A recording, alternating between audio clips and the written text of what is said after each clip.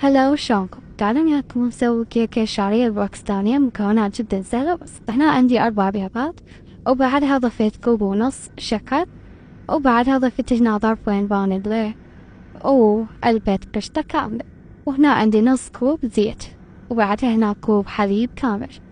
خلطهم كل زين لحد ما تتجانس المواد، وبعدها هنا عندي 3 قلاصات طحين مخفوضة زين، وظرفين بيكنج باودر. نخلطهم بإيدي كل زين لحد ما يصير القوام مثل الكريمي. أقارب عندي شبارب صغيرة أدهني بدهن، وبعدها هنا ضفت الشعرية الباكستانية، وضفت الخليط الكيك، وبعدها هنا أنا راح أضيف شعرية باكستانية للوجه. أدخلهم للفرن على درجة حرارة 180 من جوا، وبعدين من فوق.